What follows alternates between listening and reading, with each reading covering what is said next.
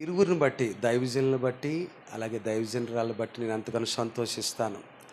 వారు యవన వయసులో రక్షణ పొందుకొని మరి సేవకు, దైవజనులకి వారు ఎంతగానో సహకారిగా ఉన్నారు. మరి ప్రభు యొక్క చిత్తమును బట్టి, వారి మీద దేవుడు ఉంచిన భారను బట్టి మరి ఇలాగా మీ మధ్యలో సేవ చేయడానికి, కొన్ని ఆత్మలు ప్రభు కొరకు సంపాదించడానికి ప్రభు వారిద్దరిని అభిషేకించి వాడుకుంటున్నారు. అందుని బట్టి నేను ఎంతగానో సంతోషిస్తున్నాను. దేవునికి స్తోత్రం. హల్లెలూయా. ఈ ఉపవాస ప్రార్థన పండగలు 3 దినాలమ్మా. 3 దినాలు ఉపవాసం ఉంటున్నారు. 3 గంటల ఏ ఉపవాసం ఇది? 3 గంటల ఉపవాసమా, 3 దిన ఉపవాసమా? ఉపవాసం ఉండటం మంచిది. ఒక పూట అయినా, ఒకవేళ పనులకు వెళ్ళేవారు ఉంటారు, పిల్లలు, చిన్న పిల్లలు ఉంటారు, పనులకు వెళ్ళేవారు ఉంటారు, సాయంకాలం పూటైనా, ఒక పూటైనా ఈ 3 దినాలు ఉంటే తప్పక ఈ 3 దినాల ద్వారా మనం మేలు పొందుకొని వెళ్ళాలి. ఈ 3 దినాలు వ్యర్థం కాకూడదు. నేను వాస్తవానికి ఎంతో ప్రయాసపడి ఈ స్థలానికి వచ్చాను. దిల్షుక్ నగర్లో కొత్తపేట అంటారు, కొత్తపేటలో అక్క బావగారు ఉంటారు. వారు హైకోర్టులో లాయర్గా ఉన్నారు. అక్కడ ఉన్నాను. మార్నింగ్ వచ్చాను నేను. అలాగే సాయంకాలం వర్షం వస్తూ ఉంది. ప్రభువా, ఎలాగా వార్తలు చూస్తూ ఉంటే అన్ని ప్రాంతాలు మునిగిపోయినాయి చూపిస్తూ ఉన్నారు. ఈ చింతలు ఎక్కడుందని చూస్తున్నా, న్యూస్లో చింతలు ఏం కనపడుతుందని చూస్తే దేవుని కృపను బట్టి నేను చూసిన హెడ్లైన్స్లో చింతలు కనపడలేదు. మరి అయ్యగారికి ఫోన్ చేస్తే ఏ పరిస్థితులైనా, తుఫాన్ అయినా ఏదైనా కానీ మొదటి కూడిక ఎలాంటి అంతరాయం లేకుండా జరుగుతుందయ్యా, మేము ప్రార్థన చేసామని వారు చెప్పడం, మళ్ళీ బయలుదేరి రావడం జరిగింది. మీ మధ్యలో నేనుండుట ఇది నేను మహాభాగ్యంగా ఎంచుతున్నాను. దేవునికి స్తోత్రం. హల్లెలూయా. మరి తలలు వంచుకొని ప్రార్థన చేసుకొని వర్తమానకు వెళ్దాం. అందరూ కూడా తలలు వంచుకొని మీ హృదయాలు సిద్ధపరచుకోండి. యేసయ్యా, ఈ మొదటి కూడికల్లో నన్ను నడిపించినందుకు వందనాలు. ఇది నేనేదో వచ్చిన వాడిని కాదు, వచ్చిన దానిని కాదు. నీ యొక్క కృపలో నన్ను జ్ఞాపకం చేసుకొని నాయన, నీ చిత్తము నా ఎడల జరిగించడానికి సభకు నడిపించావు నాయన. నేను అనాలోచనగా ఏదో రాలేదు, నీ ఆత్మ ప్రేరణతోనే నేను వచ్చున్నాను తండ్రి. ఈ కూడిక నా కుటుంబంలో గొప్ప ఆశీర్వాదకరంగా ఉన్నట్లు సహాయం చేయండి అని చిన్న ప్రార్థన చేసుకుందాం. ఈ మొదటి కూడిక నా ఆధ్యాత్మికమైన జీవితానికి ఒక మెట్టుగా ఉండినట్లుగా సహాయం చేయనాయన అని ప్రార్థన చేద్దాం. స్తోత్రం. హల్లెలూయా. వినగల చెవులు నాకు దయచేయండి నాయన. నన్ను అడగండి, వినగల వాక్యం అర్థం చేసుకునే హృదయము దయచేయండి అని ప్రభుని అడగండి. స్తోత్రం. హల్లెలూయా. హల్లెలూయా. నీకు వందనాలు, వందనాలు, వందనాలు. స్తోత్రాలు. హల్లెలూయా, హల్లెలూయా, హల్లెలూయా, హల్లెలూయా. యేసయ్యా నీకు స్తోత్రాలు. వాక్య స్వరూపినికి స్తోత్రాలు. హల్లెలూయా, హల్లెలూయా, హల్లెలూయా.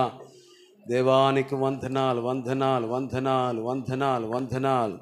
శూన్యములో నుండి సమస్తమును కలగజేసిన వాడా నీకు స్తోత్రాలు. నిరాకారముగా ఉన్న జీవితంలోను దేవా, ఈ రాత్రి ఒక ఆకారముగా చేయమని వేడుకుంటున్నాం. స్తోత్రం.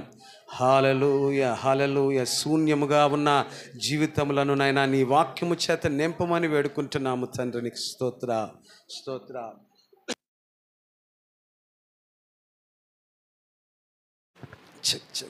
ప్రార్థన. అత్యంత కృపా కనికరమ కలిగిన మా గొప్ప దేవానికి స్తోత్రాలు. ఈ గ్లోరియస్ మినిస్ట్రీస్ని మీరు జ్ఞాపకం చేసుకొని దేవా, మీరు అభివృద్ధి పరుస్తున్న రీతిని బట్టి నీకు స్తోత్రాలు. ఈ సంఘమును చూడగా ఆదిమ సంఘం యొక్క అనుభవం నాకు గుర్తుకొస్తూ ఉంది. ఆ దినము నాడు నాయన ప్రథమ సంఘం వారు ఇంటింటా ఏ విధంగా కూడుకుని ఉన్నారో దేవా, ఈ స్థలంలో బిడలు అట్టి విధంగా నాయన కూడుకోవడానికి మీరు ఇచ్చిన సమయాన్ని బట్టి నీకు స్తోత్రాలు. ఈ 3 దినాలు ప్రతిష్ఠిత దినములుగా బిడలు ఏర్పాటు చేసుకున్నారు. ఈ ప్రతిష్ఠిత ఉపవాస కూడికలను ఆశీర్వాదకరముగా జరిగించండి. మొదటి కూడికలోనికి నడిపించినందుకు వందనాలు దేవా. వారి మధ్యలో నీ దీన సేవకుని నిలబెట్టినందుకు నీకు స్తోత్రాలు చెల్లిస్తున్నానయ్యా. నీ సిలువ చాటును మరుగుపరచండి దేవ. బిడలకు కావలసిన సందేశాన్ని మీరు దయచేసి వారిని ఆత్మీయంగా బలపరచమని, మునిపెన్నడు వారి చవి చూడని నాయన మన్నాను మీరు అనుగ్రహించమని మా రక్షకుడును ప్రభును నజరుడైన యేసుక్రీస్తు అతి శ్రేష్టమైన నామమున ప్రార్థించి అడిగి వేడుకొని పొందుకున్నాము తండ్రి. ఆమేన్, ఆమేన్, ఆమేన్. ప్రభు పేరట అవకాశం ఇచ్చిన దేవునికిని, అలాగే నన్ను ఆహ్వానించిన దైవజనుల కుటుంబమునకును, అలాగే సంఘమునకును, మన రక్షకుడును ప్రభును నజరుడైన యేసుక్రీస్తు నామమున శుభాభివందనాలు తెలియపరుస్తూ ఉన్నాను. దేవునికి స్తోత్రం. హల్లెలూయా. పరిశుద్ధ గ్రంథాన్ని తెరిచి 2వ రాజుల గ్రంథము 2వ అధ్యాయము 9-10 వాక్యాలు నేను చదివిన తర్వాత ఆ తర్వాత చదివి సహకరించండి. 2వ రాజుల గ్రంథము 2వ అధ్యాయము నేను ఒక్కసారి నేను మొదటగా చదువుతాను, ఆ తర్వాత చదివి సహకరించండి. 2వ రాజుల గ్రంథము 2వ అధ్యాయము 9-10 వాక్యాలు నేను చదువుతున్నాను. వారు దాటిపోయిన తర్వాత ఏలియా ఎలీషాను చూచి, నేను నీ యొద్ద నుండి తీయబడక మునుపు నీ కొరకు నేనేమి చేయుదునో దాని నన్ను నడగమని చెప్పగా, ఎలీషా, నీకు కలిగిన ఆత్మలో 2 పాలు నా మీదకి వచ్చినట్లు దయచేయమని నేను. అందుకతడు, నీవు అడిగినది కష్టతరముగా నున్నది, అయితే నీ యొద్ద నుండి తీయబడినప్పుడు నేను నీకు కనబడిన ఎడల ఆ ప్రకారము నీకు లభించును, కనబడని ఎడల అది కాకపోవునని చెప్పాను. దేవునికి స్తోత్రం. హల్లెలూయా. ఈ యొక్క అధ్యాయంలో ఒక ప్రాముఖ్యమైన సందర్భాలు మనం చూస్తూ ఉన్నాం. ఈ రాజుల 2వ గ్రంథం 2వ అధ్యాయము ఒక ఇద్దరు దైవజనులను మనం చూస్తూ ఉన్నాం, ఇద్దరు ప్రవక్తలు మనం చూస్తూ ఉన్నాం. ఏలియా ఎలీషాని మనం చూస్తూ ఉన్నాం. ఎవరెవరమ్మా? ఏలియా ఎలీషాని. ఏలియా అను మాటకు అర్థం ఏంటంటే యెహోవాయే దేవుడు. ఏలియా అనే మాటకు యెహోవాయే దేవుడు. ఎలీషా అనే మాటకు దేవుడే రక్షకుడు. ఎలీషా అనే మాటకు దేవుడే రక్షకుడు. ఈ యొక్క ప్రయాణం ఇక్కడ 2వ అధ్యాయంలో ఒక ప్రయాణం, ఒక గొప్ప ప్రయాణాన్ని మనం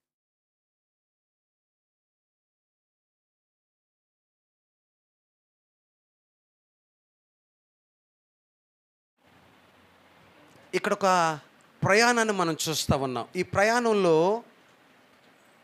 ఏలియా యొక్క చివరి ప్రయాణము, ఎలీషా యొక్క ప్రారంభ సేవా ప్రయాణము. ఈ ప్రయాణము ఏలియా యొక్క చివరి సేవా ప్రయాణము, ఎలీషా యొక్క ప్రారంభ సేవా ప్రయాణము. అనేకమైన సందర్భం ఈ ప్రయాణంలో ఈ రాత్రి మనం కూడా ఉండవలసిన వస్తుంది. ఈ ప్రయాణంలో మనం కూడా మన ఆధ్యాత్మికమైన ప్రయాణంలో ఏ రీతిగా మనం ఉంటున్నాం, వాక్యమునకు తగినట్లుగా మనం జీవిస్తున్నామా, రక్షణ పొందుకున్న నాటి నుండి మన విశ్వాసాన్ని కాపాడుకుంటూ ఒక నమ్మకమైన విశ్వాసులుగా మనం కొనసాగుతున్నామా అనే మనం పరిశీలన చేసుకోవలసిన అవసరం ఉంది. ప్రియదేవుని బిడ్డలారా, ఈ రాత్రి తేటగా మీరు గ్రహించండి. ఈ వాక్యం ద్వారా మీరు ఆధ్యాత్మికంగా బలపడాలి. ఈ వాక్యము మీ హృదయంలో క్రియ జరిగించి మునుపెన్నడు పొందుకోలేని గొప్ప అభిషేకము ఈ రాత్రి పొందుకోవాలి. గొప్ప వర్తమానాన్ని మీరు విని ఆత్మీయంగా బలపడవలసిన అవసరం ఉంది. చదువుకుందాం. 2వ అధ్యాయము 1వ వాక్యం చదవండి అమ్మా. మొదటి 2 వాక్యాలు చదవండి. యెహోవా సుడిగాలి చేత ఏలియాను ఆకాశమునకు ఆరోహణము చేయింపబో కాలమున ఏలియాయు ఎలీషాయు కూడి గిల్గాలు నుండి వెళ్ళుచుండగా. దేవునికి స్తోత్రం. హల్లెలూయా. ఎక్కడి నుంచి ప్రారంభించారమ్మా? గిల్గాలు నుండి ప్రారంభించారు. వీరి యొక్క ప్రయాణం ప్రారంభం ఎక్కడి నుంచి? గిల్గాలు. ఈ సమయము ఆ యొక్క మొదటి వాక్యంలో మనం చూసాం కదా, అది ఏలి యొక్క అహరోణమయ్యే కాలం. అది ఇక చివరి సమయంలో తన శిష్యుడితో కూడా ప్రయాణం చేయాలనుకున్నాడు. ఆయన శిష్యుడితో కూడా ఏలియా ప్రయాణం చేయాలనుకొని ప్రయాణాన్ని ప్రారంభించాడు. ఎక్కడ ప్రారంభించారమ్మా? గిల్గాలు. ఈ గిల్గాల్ గురించి మీకు బాగా తెలుసుండొచ్చు. గిల్గాల్లో ఈ యొక్క ఇశ్రాయేలు ప్రజలు ఐగుప్తు దేశం నుండి 430 సంవత్సరాలు బానిసలుగా ఆ దేశం నుండి మోషే యొక్క గొప్ప నాయకత్వంలో వారందరూ కూడా విడిపించబడి ఆ యొక్క యోర్దాను దాటి గిల్గాలులో వాగ్దాన దేశంలో ప్రవేశించిన మొట్టమొదటి ప్రారంభ స్థలము, మొట్టమొదటి వాగ్దాన స్థలములో ప్రవేశించిన ప్రారంభం ఆ యొక్క యోర్దాను ఒడ్డు, ఆ ప్రాంతం వాగ్దాన దేశంలో ఆ యోర్దాను ఒడ్డు మీద ఉన్న ప్రాంతమే గిల్గాల్. ఇక్కడ ఈ యొక్క ఇశ్రాయేలు ప్రజలు ఈ అరణ్యంలో 40 సంవత్సరాలు వారు ఉన్నారు. ఈ 40 సంవత్సరాల ప్రయాణంలో వారు అక్కడ ఆ ప్రయాణంలో పుట్టిన వారికి సున్నతి జరగలేదు.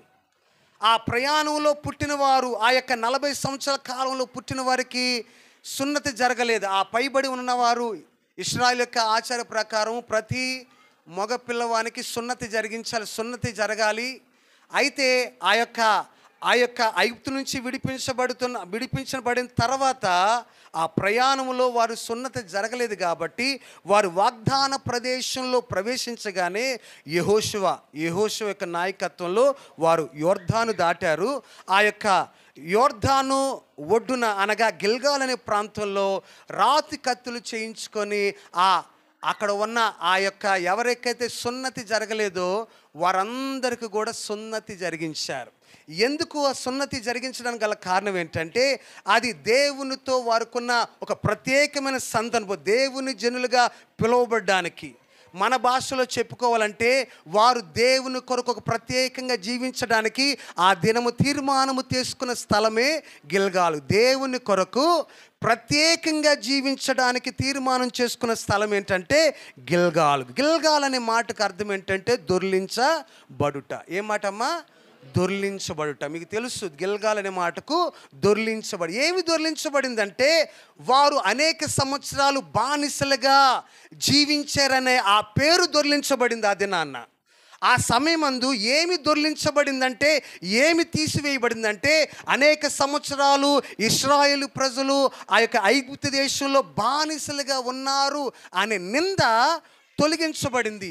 ఆ నింద తొలగించబడిన దాన్ని బట్టి వారు తీర్మానం చేసుకున్నారు, నేను ప్రత్యేకంగా దేవుడు నా నింద తొలగించిన దాన్ని బట్టి నేను ప్రత్యేకంగా దేవుని కొరకు జీవిస్తానని ఆ యొక్క స్థలములో వారు తీర్మానాన్ని చేసుకున్నారు. దేవునికి స్తోత్రం, హల్లెలూయా. వారు ఆ దినాన్న తీర్మానం చేసుకున్నారు. ఎందుకని? నింద తొలగించబడిన దాన్ని బట్టి. దేని కొరకమ్మా? నింద తొలగించబడిన దాన్ని బట్టి. అలాగనే మనము కూడా మీరు ఇక్కడ రక్షణ పొందుకున్న వారు ఎంతోమంది ఉన్నారమ్మా? రక్షణ పొందుకున్నవారు దాదాపుగా అందరూ కూడా రక్షణ పొందుకున్నారు. మీరు రక్షణ పొందుకున్న సమయమందు, ఆ బాప్తీసం తీసుకునే సమయమందు దైవజనులు మీకు బాప్తీసం ఇచ్చేటప్పుడు ఈ క్రైస్తవ జీవితంలో శ్రమ, నింద, కష్టము కలిగినను మరి విశ్వాస జీవితంలో పడిపోకుండా, విశ్వాస జీవితంలో తొలగిపోకుండా అంతవరకు కూడా నమ్మకంగా ఉండావా అని నిన్ను అడిగినప్పుడు, అయ్యా నేను అంతవరకు కూడా నమ్మకంగా ఉంటా, ఎంత కష్టమైన, ఇబ్బంది అయిన, శ్రమైన, శోధనైనా ఈ విశ్వాస జీవితం తొలగకుండా నేను ప్రభు కొరకు అంతవరకు నమ్మకంగా జీవిస్తానని నీవు సాక్ష్యం ఇచ్చిన దాన్ని బట్టి, నీవు ఇచ్చిన సాక్ష్యమును బట్టి, దేవుడు నాకు ఇచ్చిన అధికారమును బట్టి, తండ్రి, కుమార, పరిశుద్ధాత్మ నామములో నేను బాప్తీసం ఇచ్చుచున్నానని దైవజనులు ముంచిన నాటి నుండి నీవు అనుకున్నావు కదా, నేను ఇక్కడ నుండి దేవుని కొరకు ప్రత్యేకంగా జీవిస్తానని. నీ పాప జీవితం అప్పుడు వరకు నువ్వు ఎలా జీవించి ఉన్నావో, అప్పుడు వరకు నువ్వు పాపంలో జీవించవచ్చు, అప్పుడు వరకు నీవు భయంకరమైన లోక సంబంధమైన జీవితం జీవించవచ్చు. ఆ దినం ఏమైందంటే నీకున్న సమస్త ఆ లోకంలో ఇంతకుముందు రక్షణ పొందకముందు నీ జీవితంలో ఉన్న ఆ పాపమంతా కూడా, ఆ శాపమంతా కూడా ఏం జరిగిందంటే ఆ దినాన దొర్లించబడింది, తీసివేయబడింది. దేవునికి స్తోత్రం, హల్లెలూయా. తీసివేయబడింది. ఆ తీసివేయబడిన కారణం బట్టి నేను దేవుని కొరకు, దేవుడు నా నిందను తొలగించాడు, దేవుడు నా శాపాన్ని తీసివేశాడు, దేవుడు నా యొక్క బానిసత్వ సంఖ్యల నుండి దేవుడు నన్ను విడిపించాడు, గొప్ప రక్షణ నాకు దయచేశాడు. నేను అంతవరకు దేవుని కొరకు నమ్మకంగా నేను జీవిస్తానని మీరు ఆ దినాన్న ఒక తీర్మానం చేసుకున్నారు. ఈ గిల్గాలు ఇశ్రాయేలు ప్రజలు తీర్మానం చేసుకున్న స్థలం అది. గిల్గాలు ఇశ్రాయేలు ప్రజలు దేవుని కొరకు మేము జీవిస్తామని తీర్మానం చేసుకున్న దినం. అయితే ఆ తీర్మానము తగినట్లుగా వారు జీవించలేదు. వారు ఆ తీర్మానము తగినట్లుగా వారు జీవించలేదు. హోషేయ, మనం బైబిల్ తీద్దాం. హోషేయ 9వ అధ్యాయము 15వ వాక్యంలో చెడుతనము గిల్గాల్లో కనబడుచున్నది అనే మాటను మనం చూస్తాం. హోషేయ 9వ అధ్యాయము 15వ వాక్యం. వారి చెడుతనమంతయు గిల్గాలులో కనబడుచున్నది. ఏం కనబడుతుంది అంటే, గిల్గాల్లో ఒకప్పుడు ప్రత్యేకత కనబడింది, ఒకప్పుడు సమర్పణ కనబడింది, ఒకప్పుడు ఆసక్తి కనబడింది, ఒకప్పుడు ఉజ్జీవం కనబడింది, ఒకప్పుడు రోషము, దేవుని కొరకు రోషముగా నిలబడాలనేది కనబడింది. ఇప్పుడేం కనబడుతుందట? చెడుతనము కనబడుతుందట. గిల్గాల్లో ఏం కనబడుతుందమ్మా? చెడుతనము కనబడుతుంది. ఈ యొక్క ప్రయాణం జ్ఞాపకం చేసుకోవాలి. ఎవరెవరు ప్రయాణం చేస్తున్నారమ్మా? ఏలియా, ఎలీషా. ఇదిగో ఏలి అంటున్నాడు, నా సమర్పణ జీవితం కాడి నుండి నేను నమ్మకంగా ఉన్నాను, నీవు నాతో ప్రయాణం చేస్తా, నా తర్వాత నీవు ఈ సేవను కొనసాగించాలనుకుంటున్నావు, దేవుడు నిన్ను అభిషేకించాడు, నా తర్వాత నీవు ఈ పరిచయను కొనసాగించడానికి నీ యొక్క ప్రారంభ ఏదైతే సమర్పణ ఉందో, ఇదిగో ఆ ఇశ్రాయేలు ప్రజలు గిల్గాల్లో వారి యొక్క సమర్పణ విడిచిపెట్టి వారు చెడు మార్గం జీవించారు, దేవుని విడిచిపెట్టి ఇష్టానుసారంగా ఉన్నారు. నీవైతే జాగ్రత్తగా ఉండాలి సుమా అనే భావన ఆ యొక్క శిష్యుడైన ఎలీషాకు కలగజేయడానికి ఆ ప్రయాణము గిల్గాల్ నుండి ప్రారంభించబడింది. దేవునికి స్తోత్రం, హల్లెలూయా. ఈ రాత్రి జ్ఞాపకం చేసుకోవాలి ప్రియ దేవుని బిడ్డలారా. ఈ రాత్రి నీ జీవితంలో వ్యర్థం కాదు, వ్యర్థం కాకూడదు కూడా. నీవు రక్షణ పొందిన దినమును ఒకసారి జ్ఞాపకం చేసుకో.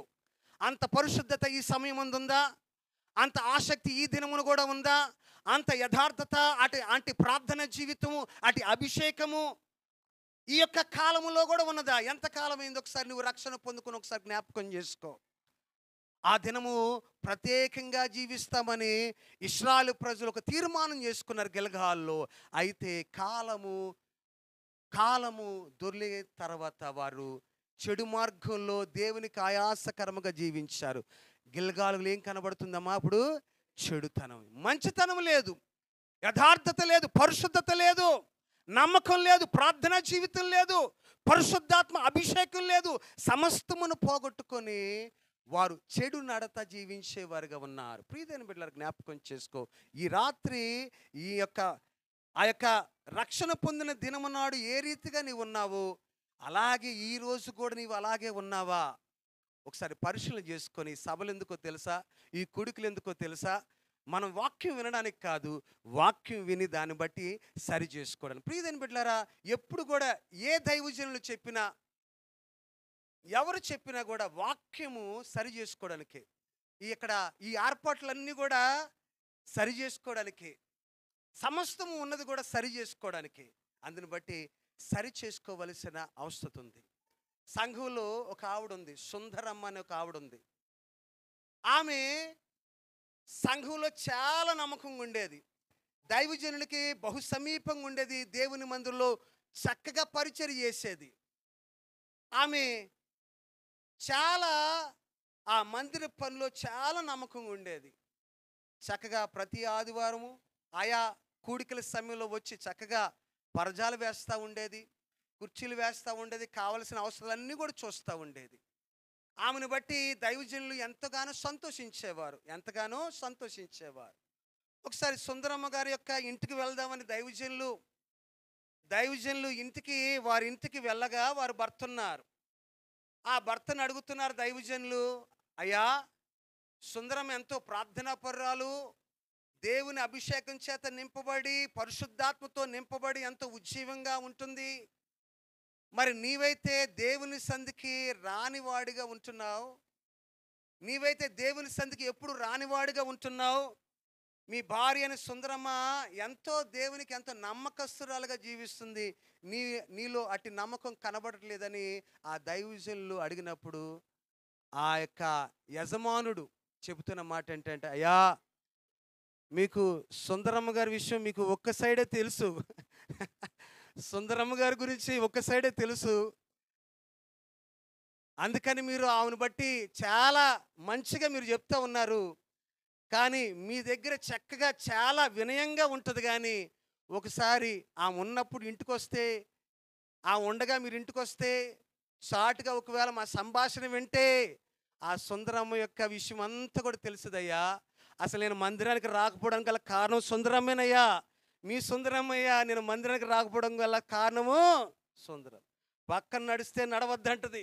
ముందు నడిస్తే ఎందుకు నడుస్తావంటది. వెనకాలొస్తే ఎందుకు వెనకాలొస్తదంటావు. నన్ను అసలుకి ఒక పట్టాన ఊరుకోదయ్యా. ఆమెతో నేను ఏగలేకపోతున్నానయ్యా అని ఎప్పుడైతే అతను దైవజనుడికి చెప్పారో, ఈ దైవజనుడికి భయం పట్టుకుంది సుందమ్మని చూడ. ఆదివారం నాడు ఆరాధనకు వచ్చింది. యథావిధిగా చేపలు సర్దుతూ ఉంది. దైవజనులు ఆవిడ చూస్తూ ఉంటే అప్పుడు వరకు బాగానే ఉన్నవారు దైవజనులు సుందరమ్మను చూసేసరికి ఆయన భయం వేస్తూ ఉంది. ఏదైనా కానీ ధైర్యం చేసుకొని ప్రార్థన అయిన తర్వాత అమ్మా నీ గురించి ఒక సమాచారం విన్నాను. అది నిజమో లేదో నాకు చెప్పాలి. నీవు దేవుని మందిరం ఎంతో భక్తిగా ఉంటావు. దేవుని సందులో ఎంతో యథార్థంగా ఉంటావు. నేను గమనిస్తూ ఉంటా. ఎన్నో సంవత్సరాలు నేను చూస్తాను. అనేక మంది విశ్వాసుల కంటే నీవు ఎంతో బహుప్రియముగా నాకు కనబడతా ఉంటావు. చక్కగా ప్రార్థన చేయగలవు, చక్కగా దేవుని సేవకు సహకరించగలవు, ఇవన్నీ కూడా చక్కగా చేయగలవు. అయితే నీ యజమాని గౌరవించలేకపోతున్నావు.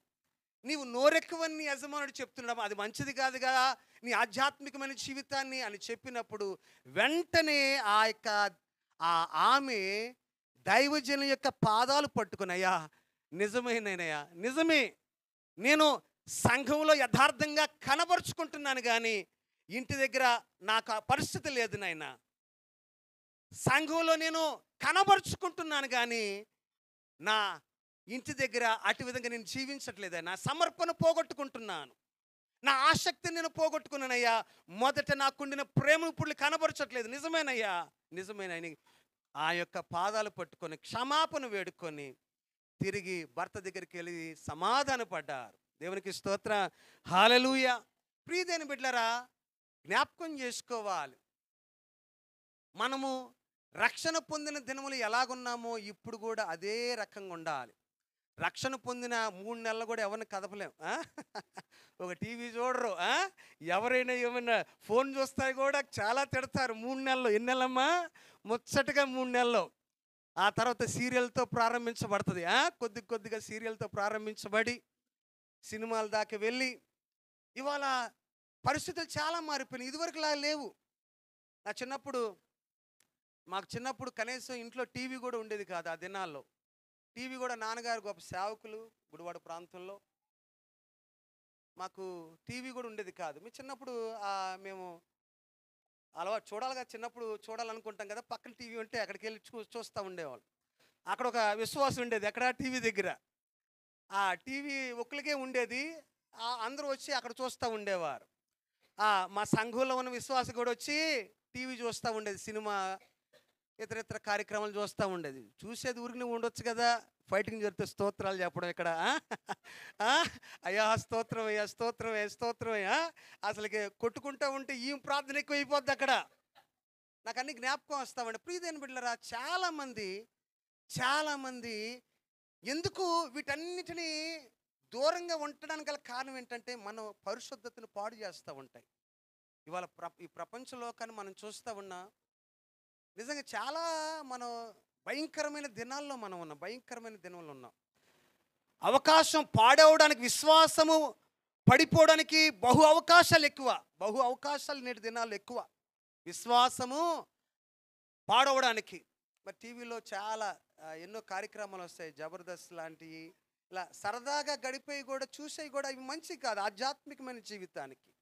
మనము ఈ లోకంలో ఉండేది కొద్ది కాలమే. ఈ ప్రయాణము యోర్దాను దాటే ప్రయాణం. ఇది ఈ యొక్క గురు శిష్యుల యొక్క ప్రయాణము, ఈ యొక్క ఎలీషా యొక్క ప్రయాణము, ఈ దైవజనుడైన ఏలియా అహరోనమయ్యే దినములు. అహరోనం అవ్వాలంటే మనము భక్తి చేయకుండా, యథార్థంగా ఉండకుండా, పరిశుద్ధంగా ఉండకుండా, మన సమర్పణ కాపాడుకోకుండా మనం ఆరోహణమై అవ్వలేమని జ్ఞాపకం చేసుకోవాలి. చిన్న మాట అంటారు, పేరుకు తగినట్లుగా జీవించలేరు చాలామంది. పేరేమని ఉంటుంది? శాంతమ్మ అని ఉంటుంది. పేరేముంటుందమ్మా? ఆమెకు అస్సలు ఏముండదు ఆవిడకి. అసలు శాంతి ఉండదు. మా సంఘంలో కూడా శాంతమ్మ ఒక ఆవిడ ఉంది. నాన్నగారు పెట్టారు ఆవిడకి శాంతమ్మ. నిజంగా ఆవిడ నోరు చాలా పెద్దదండి, చాలా పెద్దది. ఒకరోజు నేను నేను ఆ ఇంటి ఆ బాల్కనీ అంటారు కదండి, బాల్కనీ దగ్గర నుంచొని ఉన్నా. అవతలే వారి ఇల్లు చాలా. నేను కూర్చొని చూస్తూ ఉన్నప్పుడు మామూలుగా చూస్తూ ఉన్నా, పెద్ద కేకలు వినపడుతున్నాయి. పక్కన ఇంటి వాళ్ళతో పెద్ద కేకలు వినపడుతుంది. ఎవర్రా అని చూస్తే మన శాంతమ్మే. గట్టి గట్టిగా అరుస్తూ ఉంది. ఆ పక్కనే వాళ్ళ అబ్బాయి ఉన్నాడు. ఈ అబ్బాయి ఎప్పుడు చూశాడు? నన్ను చూశాడు. ఇదిగో అయ్యగారు అబ్బాయి. ఆ, అయ్యగారు వాళ్ళ అబ్బాయి చూస్తున్నాడు. అయ్యగారు చూస్తున్నారు అక్కడ నేనంటే ఆమె అన్న మాట నాకు స్పష్టంగా వినపడింది. ఏంటి? అయ్యగారు లేదు, గీగారు లేదా? గొడవలో దిగితే మేము ఎప్పుడైనా గృహదర్శకుడికి వెళ్తే ఇంట్లో గొడవ అయితే సైలెంట్గా, చెప్పుల సౌండ్ కూడా రాకుండా సైలెంట్గా వెనుక తిరగాల్సిందే. కానీ ఒకవేళ తలుపు తట్టామా ఇక అంతే. గొడవలో వెళ్ళామా, దైవజనుడు వెళ్ళినా కాడా కష్టమే. దైవజనుడు లేదు. ఇలాగ పేరుకు తగినట్లుగా చాలా మంది పేరుకు తగినట్టు మన సమర్పణ ఏమీ ఉండదు. అందుకనే సంఘమును జ్ఞాపకం చేస్తూ ఈ కడవరి దినములో దైవజనులు ఒకసారి 7 సంఘాల గురించి చెప్పారు. సంఘం యొక్క ఆ యొక్క సమాచారం తెలుసుకోవాలి. అవి మన సంఘం ఆ యొక్క అనుభవాలు, 7 అనుభవాలు సంఘంలో ఉన్న ప్రతి ఒక్కరికి ఉంటుంది. మొదటి ఎఫెసీ సంఘంతో దేవుడు మాట్లాడుతూ, మొదట నీకున్న ప్రేమ ఆసక్తి ఇప్పుడు లేదు. నీవు మారు మనసు పొందితే సరి. ఏమన్నాడు దేవుడు? నిన్ను సరి చేసుకుంటే సరి. లేని ఎడల నీ యొద్దకు నేను వచ్చి దీపస్తంభాన్ని నేను నీ యొద్ద నుండి తీసివేయుదునని ప్రభు అక్కడ మాట్లాడుతూ మనం చూస్తా ఉన్నాం. అంటే నీ యొద్దకు వచ్చి నీవు మారు మనసు పొందితే సరి. లేని ఎడల నీ యొద్దకు వచ్చి దీపస్తంభాన్ని తీసివేస్తానని దేవుడు మాట్లాడు. కారణం ఏంటి తెలుసా? అంటే దీపస్తంభం తీసివేటంటే ఇక నీవు ఎంత ప్రార్థన చేసినా ఆ ప్రార్థన అంగీకరించబడదు. నువ్వు మారు మనసు పొందకుండా, మనసు మార్చుకోకుండా, తిరిగి ఆయన తట్టు తిరగకుండా నువ్వు ఎంత ప్రార్థన చేసినా ఆ ప్రార్థనకు జవాబు ఉండదు. ఎందుకంటే ఆ వెలుగు నీలో నుండి, ఆ వెలుగు అభిషేకాన్ని దేవుడు ఏం చేశాడమ్మా? ఎందుకని నువ్వు సరి చేసుకోలేదు కదా, నువ్వు దేవుడి హెచ్చరించగా సరి చేసుకోలేదు కదా. అందుని బట్టి నీ యొద్ద నుండి ఆ దీపపు స్తంభము తీసివేయబడి ఉన్నదని జ్ఞాపకం చేసుకోవాలి. గిల్గాలు సమర్పణ జీవితానికి సాదృశ్యంగా ఉంది. ఏముందమ్మా? సమర్పణ. ఒకసారి ఈ రాత్రి జ్ఞాపకం చేసుకోవాలి. మొదట నేను రక్షణ పొందినాడు ఏ రీతిగా ఉన్నానో ఇప్పుడు కూడా నేను అలాగే జీవించానా, లేక నేను ఏదైనా నాలో చెడుతనం ఉన్నదా, నాలో ఏదైనా పాపం ఉన్నదా, దేవునికి ఆయాసకరంగా జీవిస్తున్నానా, నేను సినిమాలు చూస్తా ఉన్నానా, లోకానుసారంగా నేను జీవిస్తున్నానా అని పరిశీలన చేసుకొని వెంటనే దానిని తీసివేసుకోవాల్సిన అవసరం ఉంది. ఎందుకంటే నీవు ఒక గొప్ప ప్రయాణము చేయబోతున్నావు. దేవునికి స్తోత్రం, హల్లెలూయా. వారు అక్కడి నుంచి ఎక్కడికి వెళ్ళారమ్మా? బేతేల్ అనే ప్రాంతంకి వెళ్ళారు. బేతేల్ అనే ప్రాంతంకి వెళ్ళారు. బేతేల్ అంటే మనకు తెలుసు కదా, దేవుని ఇల్లు. బేతేల్ అనే మాటకు అర్థం ఏంటంటే దేవుని. అది అబ్రహాం, మన పితరుడైన అబ్రహాము దేవుని మాటకు లోబడి కానాను దేశానికి వెళ్ళినప్పుడు బేతేలునకు ఆయనకు మధ్యన బలిపీఠం కట్టాడు. అది మన పితరుడైన అబ్రహాము బలిపీఠం కట్టిన స్థలం. అది మరి విశేషముగా మన పితరుడైన యాకోబు ఆ యొక్క పద్దన్నరామమునకు మామ ఇంటికి వెళుతున్న మార్గ మధ్యలో నిద్రించిన సమయమందు ఒక గొప్ప దర్శనాన్ని చూశాడమ్మా. చాలా గొప్ప దర్శనం. ఆ దర్శనంలో ఒక నిచ్చెని వేయబడి ఉన్నది, భూమిని వేయబడి ఆకాశంలో కంటిన ఒక గొప్ప దర్శనం. అక్కడ పడుకున్నాడు కదా, ఆ చోటి రాళ్ళలో ఒక రాయిను తలగడగా చేసుకొని యాకోబు పండుకున్నప్పుడు ఒక గొప్ప దర్శనం చూశాడు. ఆ గొప్ప దర్శనము ఏంటంటే ఒక నిచ్చెన వేయబడింది, భూమి మీద నిచ్చెన వేయబడి, అది భూమి నుండి ఎక్కడి వరకు ఉందామా? ఆకాశం వరకు. అక్కడ ఆ పైన దేవుడు మాట్లాడుతున్నాడు. 28వ అధ్యాయం ఉంటుంది ఆదికాండం. అక్కడ దేవుడు మాట్లాడుతున్నాడు.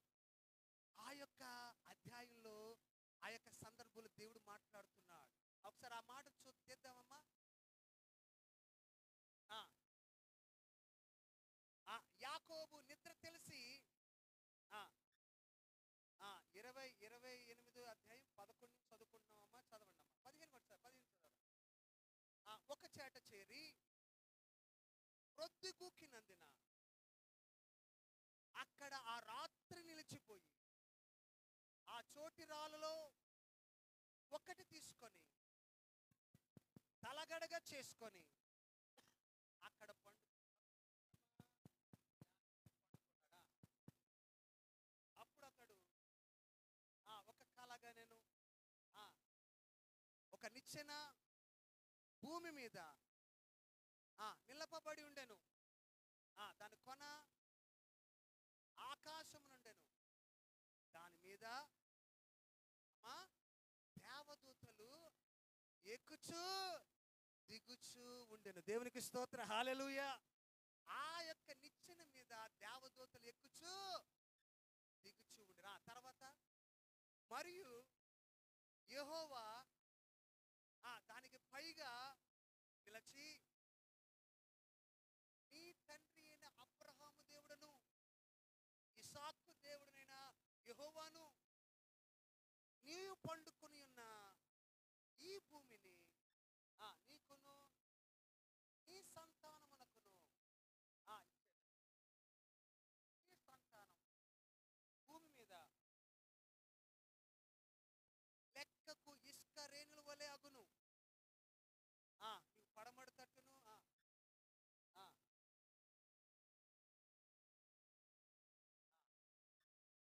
భూమి యొక్క వంశములన్నీ నీ మూలముగాను నీ సంతానము మూలముగాను ఆశీర్వదింపబడును. ఇదిగో నేను నీకు తోడై ఉండి నీవు వెళ్ళు ప్రతి స్థలమందు కాపాడుచు ఈ దేశమునకు మరలా రప్పించెదను. నేను నీతో చెప్పినది నెరవేర్చు వరకు నిన్ను విడువనని చెప్పగా యాకోబు నిద్రలేచి నిశ్చయముగా యెహోవా ఈ స్థలమందు ఉన్నాడు,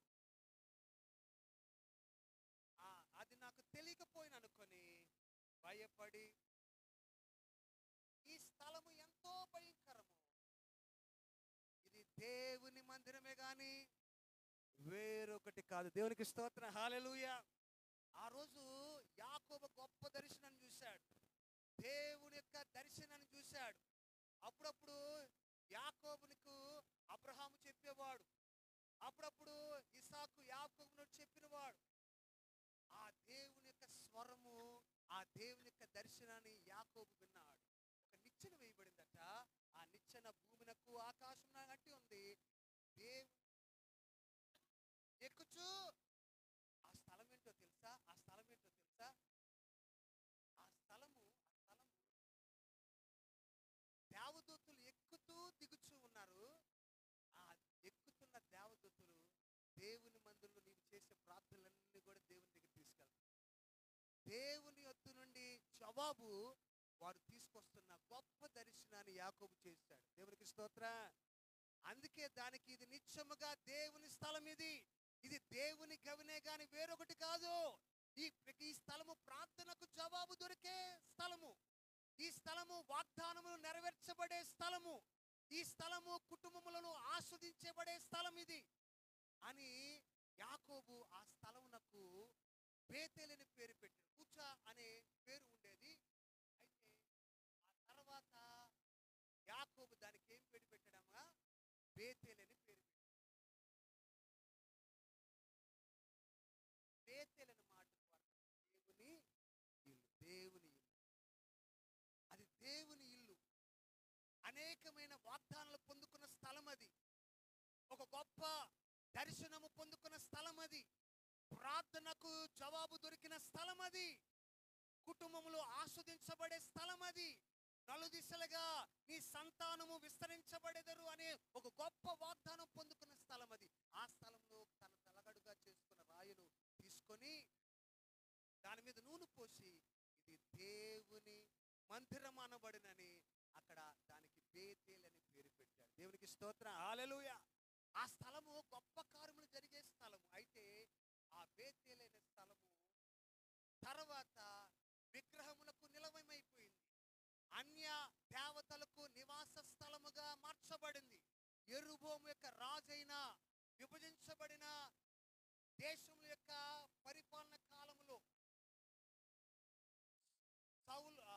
సౌలు, దావీదు, సొలొమోను యొక్క తర్వాత కాలములో రెహబాము యూదా దేశమునకు రాజుగా ఉన్న కాలములో, యెరొబాము ఇశ్రాయేలు దేశమునకు రాజుగా ఉన్న కాలములో ఈ ఇశ్రాయేలు దేశాన్ని పరిపాలిస్తున్న యెరొబాము ఆ బేతేలు అనే స్థలములో తోడను చేసి అక్కడ ఆరాధించడం ప్రారంభించాడు. అది దేనికి ఆధారముగా చేసుకొని ఆ బేతేలు అనే స్థలంలో ఆరాధించారంటే, మనం ఒకసారి ఆ వాక్యాన్ని చదువుకొని ముందుకు వెళ్దాం. మొదటి రాజుల గ్రంథము 12వ అధ్యాయము 27వ వాక్యం మొదలుకొని 30 వాక్యాల ప్రస్తావన ఉంటుంది. త్వరగా ఒక ఆ మాట చదివి ముందుకు వెళ్దాం. యెరొబాము తన హృదయమందు తలంచి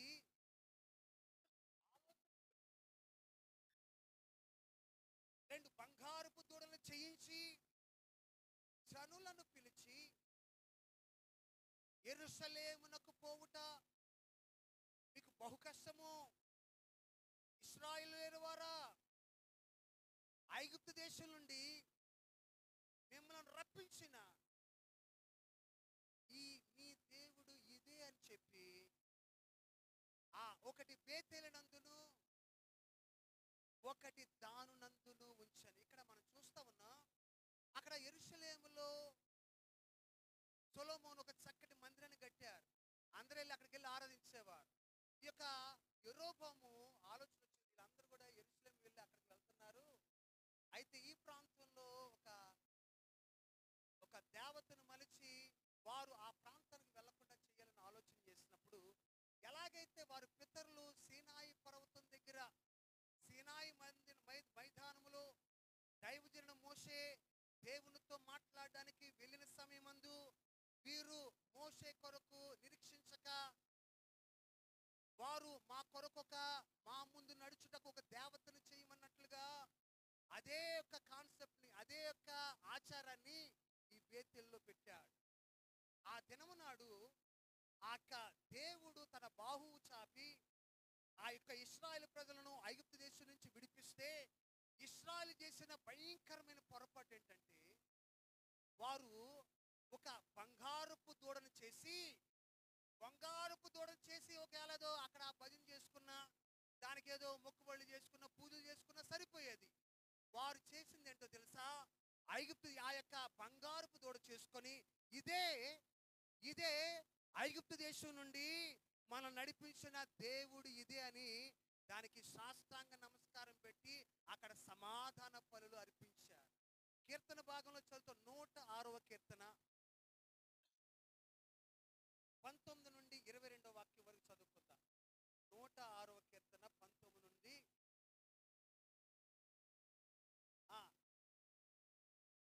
హోరేబులో వారు దూడను చేయించుకొనిరి. చాలా జాగ్రత్తగా మాటలు చూడాలి నాన్న. హోరేబులో వారు దూడను చేయించుకొనిరి, పోత పోసిన విగ్రహమునకు నమస్కారము చేసిరి, తమ మహిమాస్పదమును గడ్డి మేయు ఎద్దు రూపమునకు మార్చిరి. దేవుని ఎలా మార్చారటమ్మా? దేవుని యొక్క స్వరూపాన్ని, దేవుని యొక్క మహిమాని ఎలా మార్చారు? వీళ్ళు ఎద్దు రూపములో మార్చారు. గడ్డి మేయు, ఎంత భయంకరమో ఆ పరిస్థితి చూడండి. దేవుని యొక్క మహిమను, దేవుని యొక్క స్వరూపాన్ని గడ్డి మేయు ఎద్దు రూపమునకు మార్చిరి. ఐగుప్తులో గొప్ప కార్యములను, హాము దేశంలో ఆశ్చర్య కార్యములను, ఎర్ర సముద్రము వద్ద భయము పుట్టించు క్రియలను చేసిన తమ రక్షకుడైన దేవుని మరిచిపోయారు.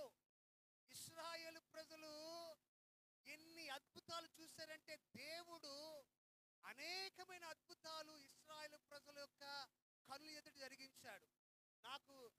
నేను చాలా ఆశపడేవాడిని ఏమిటంటే, నేను ఆ యొక్క దినాల్లో నేను పట్టుకుంటే ఎంత మేలు, నిజంగా దేవుని యొక్క కార్యాలు నేను చూసేవాడు కదా, కళ్ళారా చూసేవాడిని కదా. నిజంగా ఇశ్రాయేలు ప్రజలను దేవుడు అద్భుతంగా నడిపించాడు కదా. పగల మేఘస్తంభముగాను ఆ ఒక అగ్నిస్తంభంగా నడిపించాడు కదా. ఆ కార్యాలు పరలోకపు మన్నా, దేవదూతలు తినే మన్నా. ఈ మన్నా యొక్క ప్రత్యేకత ఏంటో తెలుసా? మన్నా ఎవరికి ఏ రుచికరమైనది కావాలంటే వారు అదే మన్నా నువ్వు సోమవారం నాడు తిన్నట్టుగా మంగళవారం ఉండేది కాదు. అంటే నీకు వేరే యొక్క మాధుర్యాన్ని ఇచ్చేది. మంగళవారం అదే మన్నా. అయితే నీకు ఏదైతే కావాలనుకున్నావో ఆ రోజు, నువ్వు ఏ రుచినైతే ఆ రోజు కోరుకున్నావో ఆ యొక్క రుచిని ఆ మన్న అందించేది. అది దేవదూతలు తినే మన్నా. ఆ గొప్ప మన్నా ఎవరు తినలేదు. అంతకుముందు పితరులు ఎవరు తినలేదు, ఆ తర్వాత మరెవరునూ తినలేదు. గొప్ప అవకాశం ఇశ్రాయేలు ప్రజలకు దేవుడిచ్చాడు. గొప్ప కార్యములు వారు చూచి కూడా దేవుని యొక్క మహిమను ఏం చేశారమ్మా? గడ్డి మేయు ఎద్దు రూపంగా చేశారు. ఏం చేశారమ్మా? అసలుకే మర్చిపోయిన బాధ లేదు. అసలు దేవుడు మా జీవితంలో మేలు చేశాడు అని మర్చిపోయిన బాధ లేదు. కానీ వీళ్ళు చేసింది ఏంటంటే, దేవుని యొక్క మహిమను ఎద్దు రూపంగా చేసి దానిని ఆరాధించారు, దాన్ని పూజించారు. ఇదే పరిస్థితి ఆ రాజైన రెహబాము, యెరోబాము రాజైన, ఇశ్రాయేలు రాజైన యెరోబాము అదే పద్ధతిని తీసుకొచ్చాడు. బేతేలు ఏం పెట్టాడమ్మా? దూడను పెట్టి ఇదే మిమ్మల్ని రక్షించిందని అక్కడ సమాధాన బలులు అర్పించడం చూసి, దేవునికి మనం ఏ తప్పు చేసినా, ఏ పాపం చేసినా క్షమిస్తాడు. కానీ తన స్థానంలో మరొకరు నుంచితే మన స్థానంలో వేరొక దానిని పూజిస్తే, వేరొకరికి స్థానం ఇస్తే, దేవుడు నేను రోషమ కలిగిన దేవుడిని అంటాడు. ఆయన నేను ఏదైనా సహిస్తాడు. నువ్వు ఎంత పాపం చేసినా సహించగలడు. కానీ నీవు ఆయన స్థానంలో వేరొకరు నువ్వు పెట్టావా, దేవుడు ఇష్టపడు. అందుకే అబ్రహామును పరిశోధించడానికి దేవుడు నీకొక్కగాని ఒక కుమారుణ్ణి నాకు అర్పణగా ఇమ్మని చెప్పినప్పుడు వెనుదిరగక అబ్రహాముని గురించి మనం తెలుసుకుంటాం. అబ్రహాము మా పితరుడు, మా ఆత్మీయ తండ్రి అని చెప్పుకోవడానికి గల కారణం ఏంటంటే, విశ్వాసంకు తండ్రి అయిన ఆయన తన కుమారుణ్ణి లేక 100 సంవత్సరాలకు పుట్టిన కుమారుణ్ణి ఆలోచన చేయక దేవుని మాటకు గౌరవించి వాగ్దాన పుత్రుని ఆ యొక్క దేవుని కొరకు ఇవ్వడానికి వెను తిరగలేడు. ఆయన అంతగా దేవుని ప్రేమించే ప్రియమైన బిడ్డ, దేవుని స్థానంలో దేనిని ఇవ్వచ్చు. మనకి అర్థమయ్యే రీతిగా చెప్పుకుంటే, మామూలుగా సమాజంలో మామూలుగా ఒకవేళ ఇంట్లో భార్య పొద్దున్నే లేచి తలకిండి కింద ఫోటో తీసి, చిరంజీవి ఫోటోనో లేదా పవన్ కళ్యాణ్ ఫోటో తీసుకొని చూసుకొని ముద్దు పెట్టుకొని తలకిండి కూడా పెట్టుకుంది అనుకోండి, పక్కనున్న భర్త ఏమనుకుంటాడమ్మా? పక్కనున్న భర్త ఏమనుకుంటాడు? సహించగలడా? ఏమ్మా ఏదైనా కానీ భర్త అందుకనే భర్త సహించడు, ఏదైనా సహిస్తాడు. భర్త నువ్వు కూరలు ఉప్పేసినా సహిస్తాడు, నువ్వేం చేసినా సహిస్తాడు. అన్నం వండకపోయినా అలిగి మత్స్యం ఎక్కినా సహిస్తాడు. కానీ తనకు ఇవ్వవలసిన ఘనత విషయం, తనకు ఇవ్వవలసిన గౌరవ విషయంలో భర్త నిజంగా తనకు ఇవ్వవలసిన గౌరవాన్ని ఎవరికి ఇచ్చినా భర్త ఇష్టపడు. ఎందుకంటే గౌరవాన్ని కోరుకుంటాడు భర్త. దేవుడు కూడా మన నుండి గౌరవాన్ని ప్రేమను కోరుకుంటాడు. తన స్థానంలో దేని నుంచి ఆయన ఇష్టపడ్డా. అయితే నేటి దినాల్లో బేతేలు ఎలాగైపోయిందంటే విగ్రహారాధన అయిపోయింది. ఇవాళ బేతేలు ఏమైపోయింది? విగ్రహారాధన అయిపోయింది. బేతేలు ఒకప్పుడు అద్భుతాలు జరిగిన బేతేలు, ఒకప్పుడు వాగ్దానం పొందుకున్న బేతేలు, ప్రార్థనకు జవాబు పొందుకున్న బేతేలు ఇప్పుడు విగ్రహారాధనకు నిలవైపోయింది. ఇవాళ దేవుని విడిచిపెట్టేశారు. చాలా మంది అంటారు, మా సంఘంలో ఉన్నారు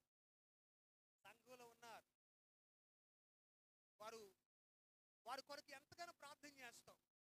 విదేశాలు వెళ్ళడానికి, వారి పిల్లలు విదేశం వెళ్ళడానికి ప్రార్థన చేస్తాం. దేవుడు ప్రార్థన ఆలకించి విదేశీ అవకాశాన్ని వారికి ఇచ్చినప్పుడు, వారు విదేశం వెళ్ళినప్పుడు వారు నిలబడి సాక్ష్యం చెప్పేది ఏంటో తెలుసా? దేవునికి మహిమకరంగా వారు చెప్పరు.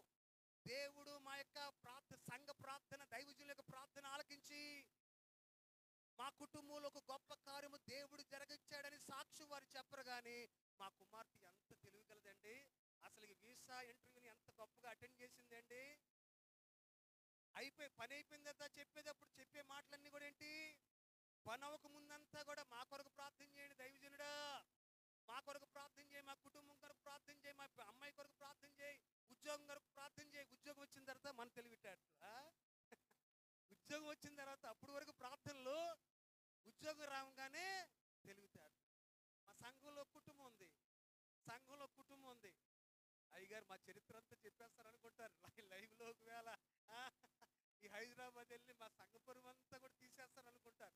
నా గురించి వాళ్ళకి తెలుసు, చెప్తానండి. దేవునికి స్తోత్రం, హల్లెలూయా. సంఘంలో కుటుంబం ఉంది. ఎవరో చెప్పారు, అమ్మా దేవుని మందిరికి వస్తే దేవుడు జ్ఞాపకం చేసుకుంటా నీ గర్భఫలము దయచేస్తాడు అని చెప్పారు. వారు లోబడ్డారు, దేవుని సంధికి వచ్చారు. చాలా కాలము వారు దేవుని సంధిలో ఎంతో నమ్మకంగా ఉన్నారు. ఎంతగానో ప్రార్థన చేశాం. దేవుడు ప్రార్థన ఆలకించి ఆ యొక్క యవన బిడ్డలను జ్ఞాపకం చేసుకొని బహు సంవత్సరాల నుండి సంతానం కలగకపోతే దేవుడికి ఒక కుమారుని దయచేశాడు. కుమారుని దయచేసిన తర్వాత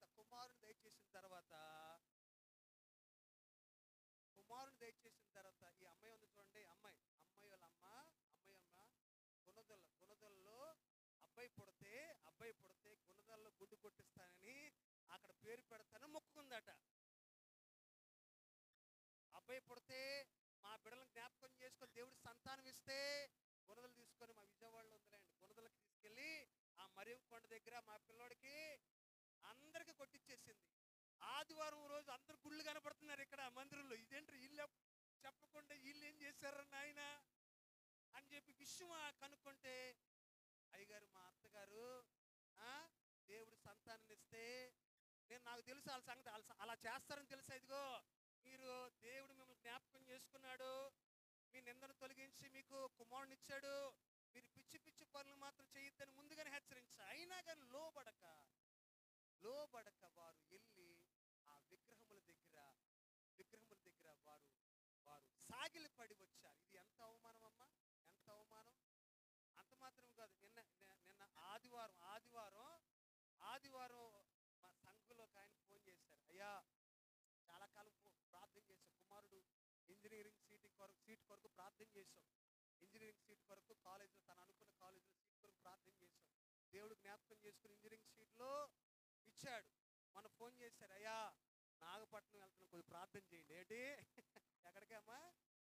నాగపట్నం వెళ్ళి ఆ మొక్కు తీర్చుకుంటానంట. దేవుడి కార్యం జరిగిస్తే ఎక్కడ ప్రార్థన చేసేదేమో ఈ బేతేల్లో, వారు మొక్కుబళ్ళు తీసుకునేదేమో మీదేని. బిడ్డలారా, ఎవరికి మహిమ కలుగుతుంది? నీవు అలాంటి పరిస్థితులు ఉన్నావా? దేవుడు నీ పట్ల కార్యము జరిగితే మర్చిపోయి అనేకమైన కార్యాలు నీ జీవితంలో జరిగించగది మరిచి నీవు వారి వల్ల నాకు కలిగింది, ఈ ప్రాంతం వెళ్ళడం వల్ల కలిగింది, అక్కడికి వెళ్ళడం బట్టి కలిగింది, అక్కడ ప్రార్థన చేసుకోవడం వల్ల కలిగింది. నేను ఒక మాట చెప్తాను, సంఘ ప్రార్థన దైవజనుడు నిలబడి సంఘమునంతా కూడా ఒక దగ్గర సమకూర్చి సంఘములను విశ్వాస కొరకు రోధించే ప్రార్థన దేవుడు ఆలకించి జవాబు దయచేస్తాడు. దేవునికి స్తోత్రం, హల్లెలూయా. ఎక్కడో నువ్వు పరుగులు పెట్టి, ఎక్కడో అభిషేక ప్రార్థనని, ఎక్కడికో పరుగులు పెట్టి తాయెత్తుల ప్రార్థనని, ఎక్కడికో పరిగెత్తి మా ప్రాంతంలో మరీ విచిత్రం అమ్మ, మీ అంత అవగాహన కూడా మాకు ఉండదు. ఎందుకంటే నేను సేవ చేస్తున్న ప్రాంతం అది పట్టణం కాదు, పల్లి కాదు అన్నట్టుగా ఉంటుంది. అటు ఇటు కాకుండా ఉంటుంది. అసలుకి మా వాళ్ళు ఎంత చెప్పినా కూడా కొందరు వింటారు, కానీ ఆ పిల్లకి ఎంత చెప్పినా కానీ ఆ తాళ్ళు కట్టడం మానరు, అసలు ఇప్పుడు కూడా మానరు. నాకు అదే బాధ అనిపిస్తుంది, తల కొట్టేసుకుంటా ఉంటా. అయ్యా ఏంటి నాయన ఈ బాధ, ఎప్పుడైనా గృహ దర్శనాలు చేస్తే నాకు చాలా భయం వేస్తుంది. ఒకసారి ఇంటికి గృహ దర్శనానికి వెళ్ళాను. గృహ దర్శనానికి వెళ్తే ఆ ఆ గుమ్మానికి అడ్డంగా చీపురేసింది ఒక ఆవిడ. అయ్యా ఏంటమ్మా చీపురు అడ్డంగా వేసావంటే, అయ్యా చిన్నపిల్లడు చంటి పిల్లోడు ఇంట్లో ఉన్నాడు కదా, దెయ్యాలు గీయాలు రా, నేను దాటి ఆ చీపుని దెయ్యాలే గీయలేవు. ఏం వింటున్నామ్మా వాక్యం, నువ్వు ఏం నేర్చుకుంటున్నావమ్మా వాక్యం? చాలా మంది మాకు చేతబళ్ళు చేశారయ్యా అని ఎన్నో సమస్యలు చెప్తా. ప్రియదేని బిడ్డలారా, యేసు రక్తము చేత కడగబడిన వారి యొక్క ఎదుట ఏ ఆయుధము వర్తిల్లదు. దేవునికి స్తోత్రం, హల్లెలూయా. ప్రియదేని బిడ్డ, నీ వైపు మీ మీద ఏ శత్రు కార్యము కూడా వర్తిల్లదు. నేను కావాలని కొన్నిసార్లు నిమ్మకాయలు తొక్కించుకుని వెళ్తా ఉంటా, నీకు తెలుసు లేదు, కొబ్బరికాయలు తొక్కించుకుని వెళ్తా ఉంటా, కావాలని తొక్కించుకుని వెళ్తా. ఏ ఆయుధము, మన దేవుడు శక్తివంతుడు. దేవునికి స్తోత్ర, హల్లెలూయా. పగల మేఘస్తంభముగాను రాత్రి అగ్నిస్తంభం నుంచి నడిపించే దేవుడు. ఏ తెగులు మన గుడారములకు సమీపించకుండా కాపాడే దేవుడు. దేవునికి స్తోత్ర, హల్లెలూయా. ప్రియదేని బిడ్డలారా, బేతేలులో ఎలాగున్నావో జ్ఞాపకం చేసుకో. నీ జీవితంలో విగ్రహములకు అవకాశం ఇస్తున్నావా? టీవీ ఎక్కువైపోతుందా? ఫోన్ ఎక్కువైపోతుందా? నీకు ఫోన్ పెద్ద సైతాన్ అయిపోయింది. సైతాన్ ఎక్కడికి వచ్చింది తెలుసా? ఆఖరికి చేతుల్లో వచ్చింది సైతాన్. అప్పుడప్పుడు కనపడే, రాత్రిపూట భయపెట్టేది, ప్రతి క్షణం మనతోనే ఉంటుంది. ఎవరికైనా అసలు ఫోన్ ఎంత గొడవలు పెడుతుంది తెలుసా? ఎంత గొడవలు పడుతుంది అంటే, ఒక గొడవ చెప్తాను మీకు. భర్త భార్యకి ఫోన్ చేస్తాడు.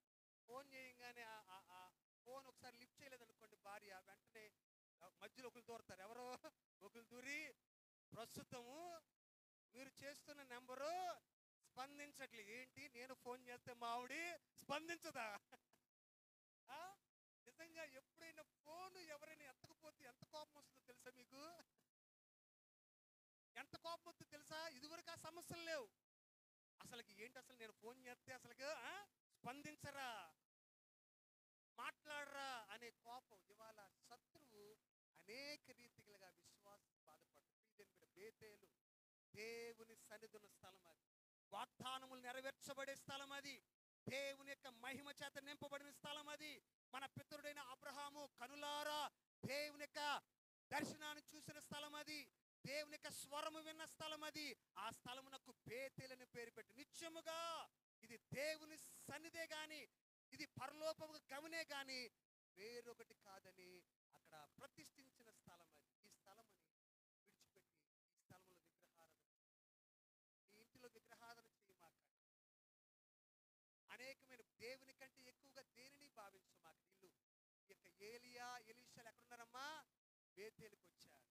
బేతేలు అడుగుతున్నారు, ఏలియా ఎలీషాని అడుగుతున్నాడు, నన్ను ఎరుకోకి వెళ్ళమంటున్నాడు దేవుడు, ఇక్కడే ఉంటావా అని అడిగితే, నీవు ఉండి ఇక్కడ ఈ స్థలంలో ఉండు, నన్ను దేవుడు ఎరుకోకు వెళ్ళమంటున్నాడు అని చెప్తున్నప్పుడు, అయ్యా ఈ శిష్యుడైన ఎలీషా అంటున్నాడు, అయ్యా నేను నీతో వస్తాను, నేను విడిచిపెట్టను, నీతో వస్తాను. ఇలాంటి బేతేల్లో నేను ఉండనయ్యా, ఈ విగ్రహ సంబంధమైన బేతేల్లో నేను ఉండను, నేను జీవం కలిగిన దేవుని యొక్క బేతేల్లో నేను ఉండువాడును. ఈ యొక్క విగ్రహ సంబంధమైన బేతేల్లో నేను ఉన్న, నీతో కూడా నేను ఉంటానయ్యా. వారు ఇరువురు కలిసి ఎరుకో ఎక్కడికి వెళ్ళారమ్మా? ఎరుకో అనే మాటకు అర్థం ఏంటంటే పరిమళము. ఏ మాటమ్మా? పరిమళం. ఇంకొక మాటగా చెప్పుకోవాలంటే సువాసన. ఇంకొక మాటగా మనం దాన్ని అభివర్ణించాలంటే రమ్యమైనది. ఎరుకో రమ్యమైన పట్టణం. ఎందుకు రమ్యమైన పట్టణంగా పిలువబడిందంటే, ఎరుకో చాలా సమృద్ధి కలిగిన పట్టణం. అది చక్కగా పూలు పూస్తుంది, చక్కటి నేల, మంచి ప్రదేశం ఎరుకో. ప్రసిద్ధి చెందినది ఎరుకో పట్టణం. పరిమళమైనది ఎరుకో పట్టణం. ప్రసిద్ధికెక్కినది ఎరుకో పట్టణం. ఆ ఎరుకో పట్టణం ఆ తర్వాత కాలంలో ఎలాగైందంటే శపించబడిన పట్టణంగా మార్చు. ఎరుకో ఏమైందమ్మా? సువాసనగా ఉండవలసిన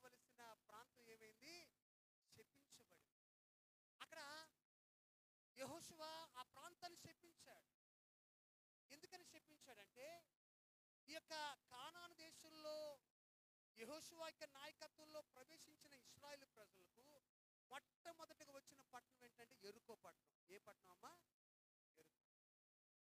అక్కడ ఆ యొక్క స్థలంలో దేవుడు అన్నాడు యెరికోను స్వాధీనం చేసుకోండి అని చెప్పాడు. ఆ యొక్క గోడలు వారి ఎదుట సాగిలి పడ్డాయి. ఆ గోడలు యెరికో గోడలు పడిపోయాయి. యెరికో యొక్క గోడలు ఎక్కి ఆ ప్రాంతాన్ని స్వాధీనపరుచుకున్నారు. ఆ యెరికోలో ఉన్న సమస్తమును కూడా వారు నిర్మూలపరిచారు. అందరిని నిర్మూలపరిచారు. అందరిని నిర్మూలపరిచారు. జంతువులను సమస్తములను నిర్మూలపరిచారు. వెండి బంగారములను ఇత్తడి వీటిని మాత్రం ఉండనిచ్చారు. అది యెహోవాకు ప్రతిష్ఠితముగా వాటిని యెహోవా మందిరములోనికి వారు చేర్చారు. అక్కడ యెహోషువ అన్నాడు, ఈ ఎరుకోలో ముట్టిన ఏ వస్తువునైనా ఎవరైనా ముడితే శపించబడును అని చెప్పినప్పుడు ఆ ఆకాన్ అనేవాడు, ఆకాన్ అనే 7వ అధ్యాయంలో మనం చూస్తాం.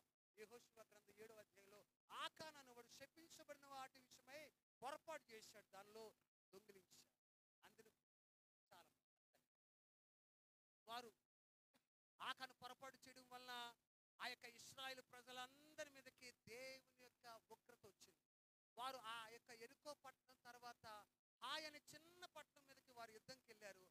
పారిపోయి చిన్న పట్టణాన్ని జయించలేక వచ్చారు. కారణం ఏంటంటే ఈ యొక్క ఆకాన్ అనేవాడు పాపం చేశాడు. శపితమైన వాటి విషయమే పట్టుకున్నాడు.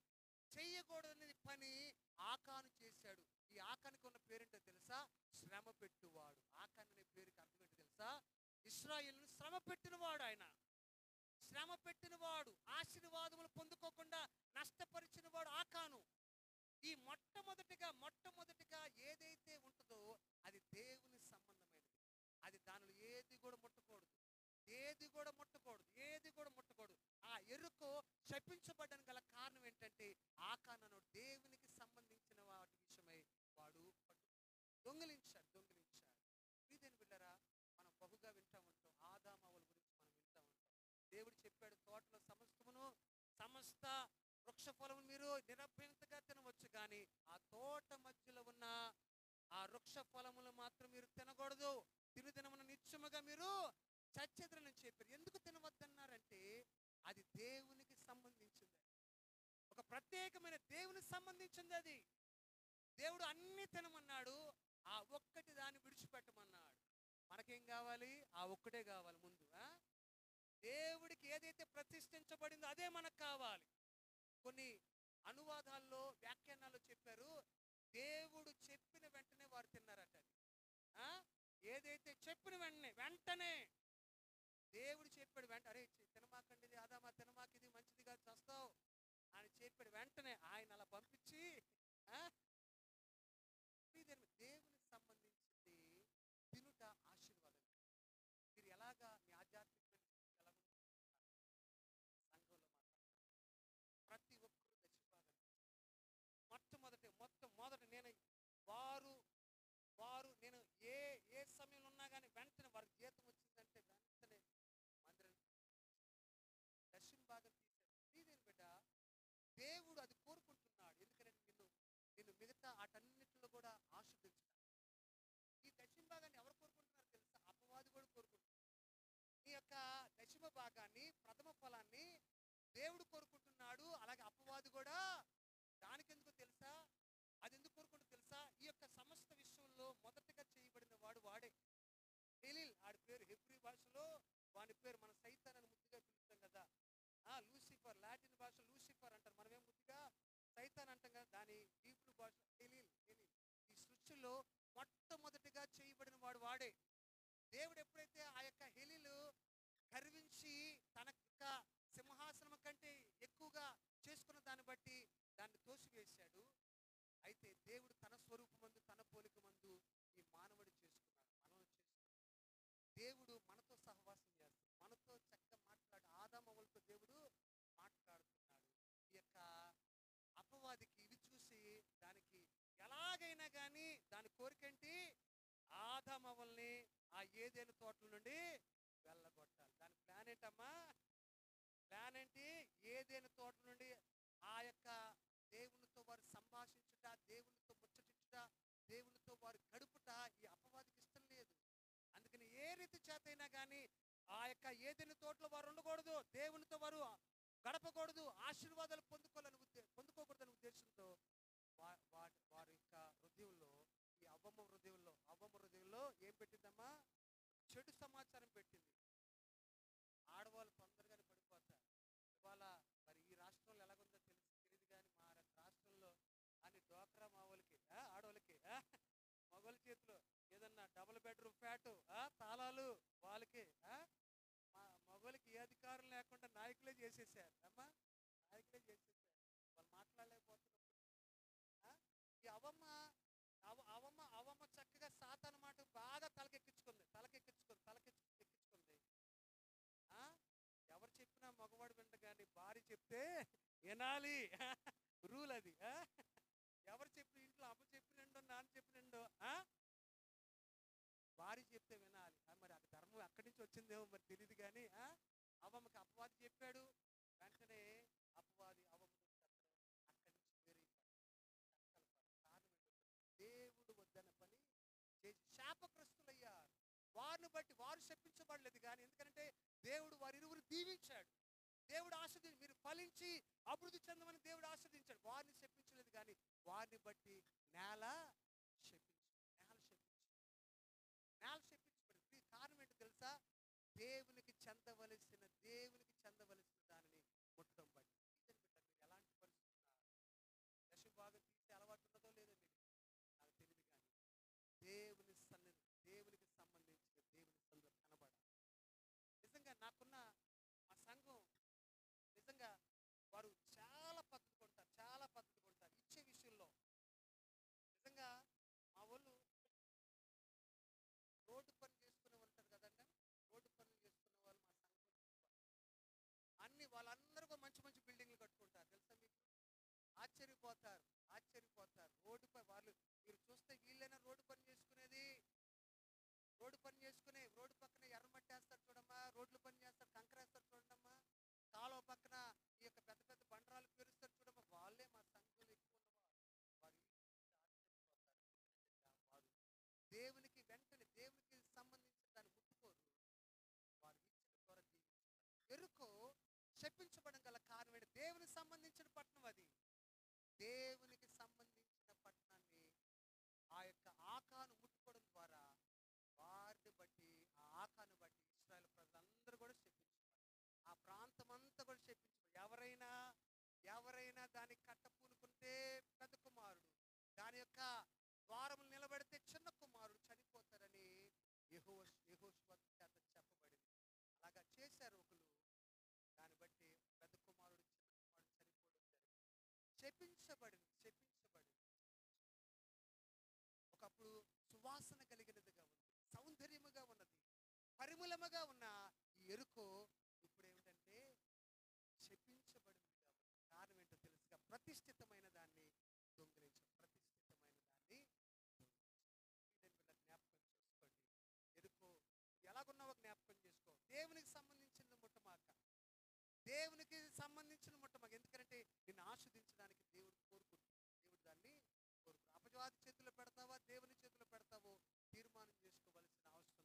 వారు ఎరుకోను కూడా దాటి యోర్దానికి వెళ్ళారు. యోర్దాను మరణ పునరుద్ధానాలకు సాదృశ్యంగా ఉంది. యోర్దాను దేనికి సాదృశ్యంగా?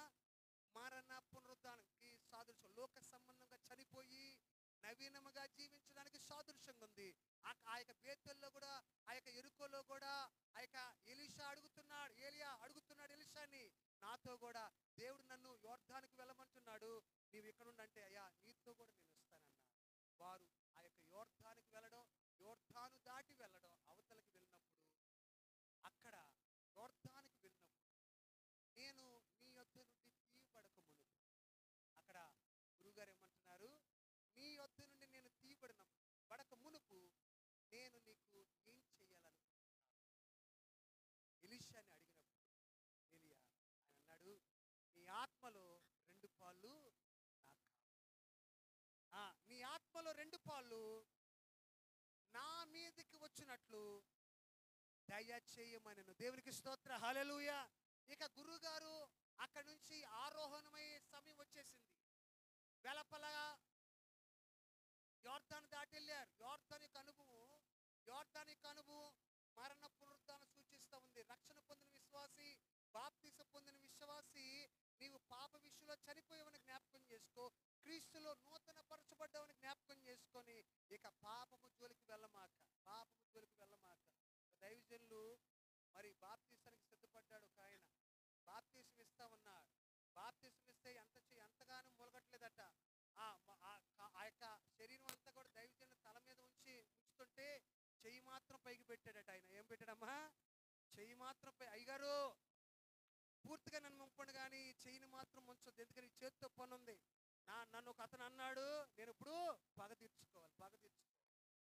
యోర్దాను అనుభవం గుండా వెళ్ళడం అంటే ఏంటంటే లోక సంబంధమైన వాటన్నిటి విషయంలో పాతి పెట్టబడడం అని జ్ఞాపకం చేసుకొని, ఎవరైతే క్రీస్తు యందున్న ఎడల వాడు నూతన సృష్టి, పాతవి గతించెను, సమస్తమును నూతనమగును. దేవునికి స్తోత్ర, హల్లెలూయా. ఇక ఏలియాని ఎలీషా అడుగుతున్నది ఏంటంటే, నీ ఆత్మలో 2 పాలు. దేవునికి స్తోత్ర, హల్లెలూయా. ఈ యొక్క ఎలీషా తన గురువు గారైన ఏలియాని ఏమడగలేదమ్మా? మామూలుగా సాధారణంగా నువ్వైతే ఏమడుగుతావు? మీ అత్తగారే అడిగిందమ్మా, అమ్మా మరి కొద్ది సమయం నేను ఈ యొక్క లోకయాత్ర ముగించిపోతున్నాను, నీకేం కావాలని ఒకవేళ మీ అత్తగారు అడిగారు అనుకోండి, అత్తగారు మీ యొక్క ఆ యొక్క నెక్లెస్ ఉంది కదా, అది నాకు ఇవ్వండి, లేకపోతే అయ్యా ఆ బీరువా తాళాలు నాకు ఇవ్వండి అని అడుగుతాం. ఈ యొక్క దైవజనుడు తన గురువు గారి దగ్గర నుంచి ఏం అడగట్లేదు, అలాంటి ఏమి అడగట్లేదు. అయ్యా నీ ఆత్మలో 2 పాలు నాకు దయచేయండి. దేవునికి స్తోత్ర, హల్లెలూయా. అయ్యా మీరు గిల్గాల్ దగ్గర నన్ను అడిగారు, నేను నా యొక్క విశ్వాస జీవితాన్ని పరిశీలన చేసుకున్నా. గిల్గాల్లో నేను ఏ రీతిగా నేను నా మొదటి జీవితంలో ఎలాగైతే ప్రారంభించానో నేను అలాగే ఉన్నా. ఆ బేతేలు అనుభవంలో నాలో విగ్రహ సంబంధమైనది ఏది కూడా లేదు. నేను శపించబడిన వాడిని కాదు, ఆత్మ ఫలముల చేత అభివృద్ధి చెందిన వాడిని, ఆత్మ అభిషేకం పొందుకున్న వాడిని, ఆత్మ వరములు ఆత్మ ఫలములు కలిగిన వాడిని. అయ్యా నేను ఈ లోకపరముగా చనిపోయి నవీన జీవితంలో తిరిగి లేచిన వాడిని. నేను కోరుకునేది ఏంటంటే నీ ఆత్మలో 2 పాలు నాకు దయచేయమని అడిగాను. దేవునికి స్తోత్ర, హల్లెలూయా. అక్కడ దైవజనులు అంటే కింద మాట చదవండి ఒకసారి. అందుకతడు నీవు అడిగినది కష్టతరముగా ఉన్నది. నీవు అడిగినది ఎలాగుందమ్మా? కష్టతరంగా ఉంది. ఈ యొక్క ఎలీషా తట్ట నువ్వు మంచిగానే అడిగా కానీ నీవు అడిగింది కష్టతరంగా, అది నేనిచ్చేది కాదు, దేవుని యొద్ద నుండి పొందుకోవాలి. దేవునికి స్తోత్ర, హల్లెలూయా. తన శిష్యుడకు ఎలీషాకు చెప్పిందంటే అది నువ్వు మంచిదే అడిగావు, అయితే నేను ఇవ్వలేను, అది దేవుని యొద్ద నుండి పొందుకోవాలి. మీరు ఇలాగ మాట్లాడుకోవడం, అగ్ని రథము రావడం, అగ్ని గుర్రములు వచ్చి వారి ఇరువుని వేరు చేయడం, సుడిగాలి చేత అగ్ని రథము ఆ యొక్క ఏలియాను తీసుకొని పోవడం, ఎలీషా కన్నులకు అతడు మరుగుపరచబడ్డాడు. ఆయన అంటున్నాడు కనబట్టలేదు.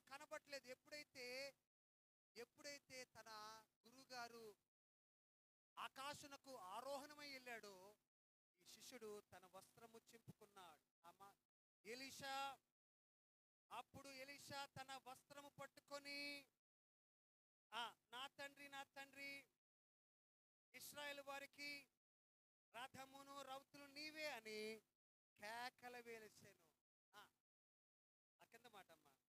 అంతలో ఏలియా అతనికి మరలా కనబడకపోవెను. అప్పుడు ఎలీషా తన వస్త్రమును పట్టుకొని 2 తునకలుగా చేశాను. దేవునికి స్తోత్ర, హల్లెలూయా. ఎలీషా తన వస్త్రం పట్టుకొని 2 తునకలుగా చేశాడు. ఎందుకు 2 తునకలుగా చేయబడిన ఆ యొక్క దానికి దేనికి సూచనగా ఉందంటే నూతనమైన జీవితానికి. అయ్యా నేను పాతదంతా కూడా విడిచిపెడుతున్నాను, నూతనమైన జీవితం జీవిస్తాను, నీ వైపు చూస్తున్నాను. ఆ దర్శన భాగము ఆ యొక్క 2 పాళ్ళ అభిషేకాన్ని నాకు దయచేయమని ఎప్పుడైతే అడిగి ఉన్నాడో ఆ యొక్క యొక్క ఏలి యొక్క దుప్పటి ఎలీషా మీద పడుట చూశాడు. దేవునికి స్తోత్రం. హల్లెలూయా.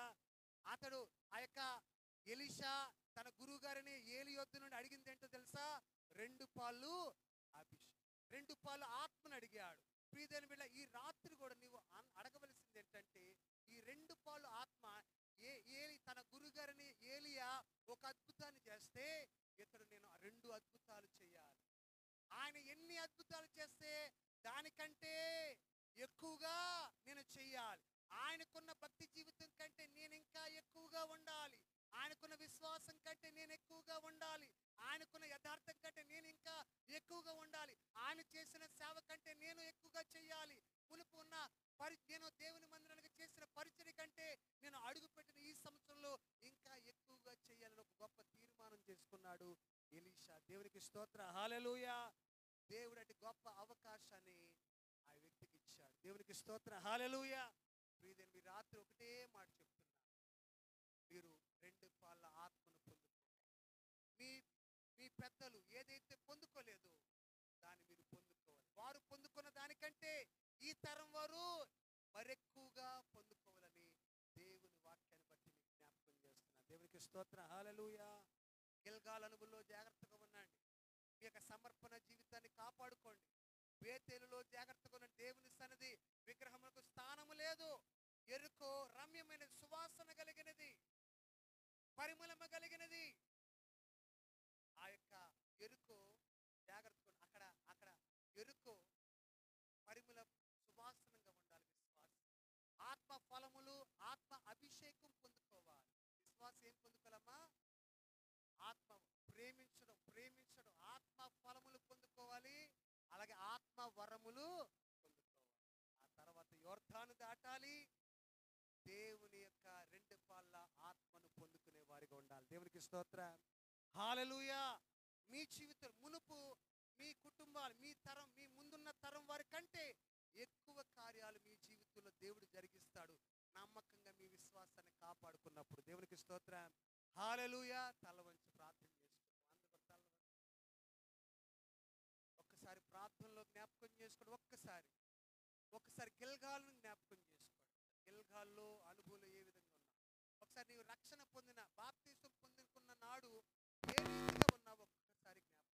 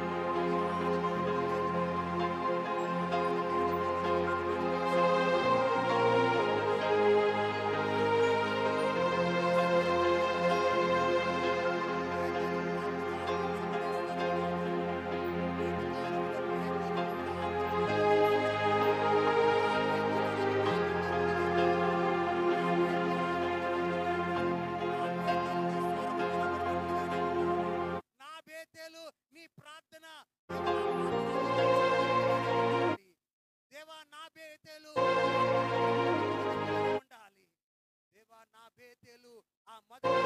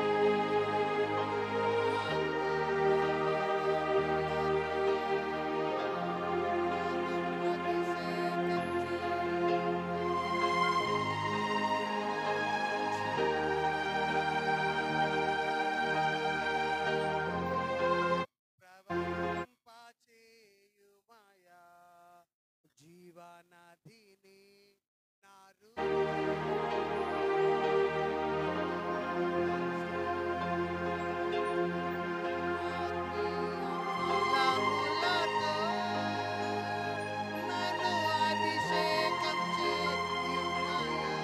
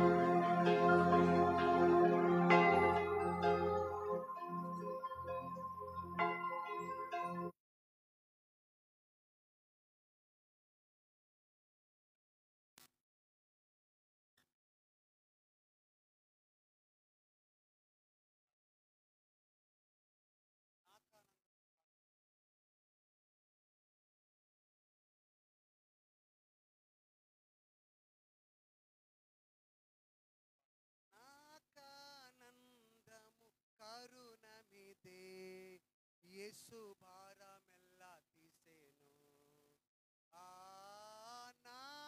నాకానందము కరుణమిదే యేసు భారమెల్ల తీసేను పాప భారము చే కృంగియుంటిని పాప భారము చే కృంగియుంటిని పాప భారం తీసి సమాధానమిచ్చేను సర్వకాలము పాడుకొందెను యేసు భారమెల్ల తీసేను సర్వకాలము పాడుచుండెను యేసు భారమెల్ల తీసేను దేవరని ఇది వచ్చు కదా దీవెనలు ధారాళముగను వీరలపై బాగుగా వేగ దిగనిమ్ము పావన యేసుని ద్వారగను మన తండ్రి అయిన దేవుని ప్రేమ కుమారుడైన యేసుక్రీస్తు కృప పరిశుద్ధాత్మ యొక్క అన్యోన్య సహవాసం మనకు ప్రభుని ప్రేమించిన వారికి లోకులున్న సకల పరిశుద్ధులకు మరి ప్రత్యేకముగా ఈ ప్రియ సంఘమునకు సదా తోడే నడిపించునుగాక ఆమేన్.